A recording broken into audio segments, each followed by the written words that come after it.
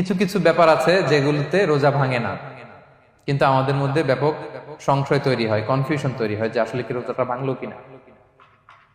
সেগুলো কি আমরা এবার সেগুলো শুনবো।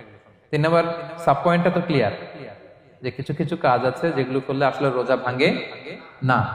Things or actions that don't invalidate the fast, এটা আপনার রোজা ভাঙবে না। সেগুলো কি? এক নাম্বার হচ্ছে ভুল করে যদি কেউ খায়, যেটা আমাদের আগের পয়েন্টে আমি ক্লিয়ার করে দিয়েছি, অথবা জোর করে যদি কাউকে খাওয়ানো হয়, তার রোজা ভাঙবে না। এটা আপনারা ইতিমধ্যে জেনেছেন।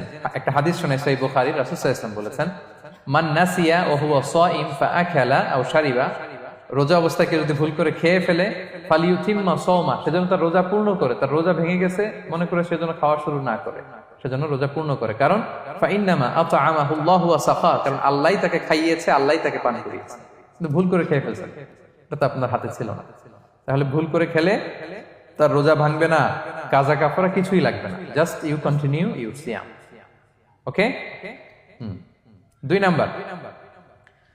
নাম্বার হচ্ছে, এটা বিবাহিতদের জন্য, যেহেতু মোস্ট অফ দা অডিয়েন্স আর 18+, কোনো অসুবিধা নাই। আর ইসলামে কথাগুলো আসলে বাঁচতে হলে জানতে হবে না। সেটা হচ্ছে, আমরা শুনেছি যে বিবাহিতরা ফিজিক্যাল ইন্টারকোর্স যদি করে, দেহ থেকে সিমেন আউট হলে রোজা ভেঙে যায়, কিন্তু স্বাভাবিক মেলামেশাতে রোজা ভাঙে না। কিস করা, হাগ করা হাজবেন্ড ওয়াইফের মধ্যে, এই যে সখ্যতা, এই ব্যাপারগুলো যদি দিনের বেলায় ঘটে, এতে রোজা ভাঙে না।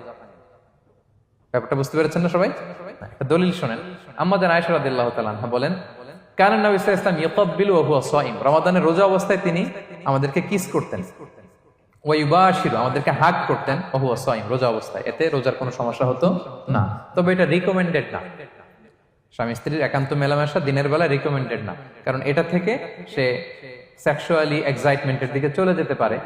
ফলে ভুল করে সে এমন কাজ করে ফেলতে পারে যেটাতে তার রোজাটাই ভেঙে যাবে। আর ইচ্ছা করে রোজা ভাঙলে কি করতে হয়? কাজাও কাফারাও। খবর আছে না? সেজন্য এটা খেয়াল রাখতে হবে। 3 নাম্বার, এটাকে আরবিতে বলে আল ইহতিলাম, ওয়েট ড্রিম, বাংলায় বলে স্বপ্ন দোষ।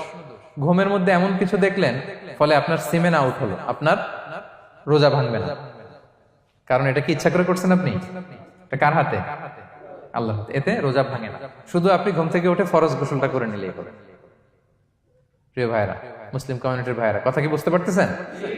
আচ্ছা। 4 নাম্বার হচ্ছে ব্লাড টেস্ট। অনেকে বলে যে হুজুর ব্লাড টেস্ট করা যাবে কিনা রমাদানে? ব্লাড টেস্ট করা যাবে। ব্লাড টেস্ট করলে রোজা ভাঙে না। এটা খুবই জরুরি একটা মাসালা, প্রায় আমাদের লাগে।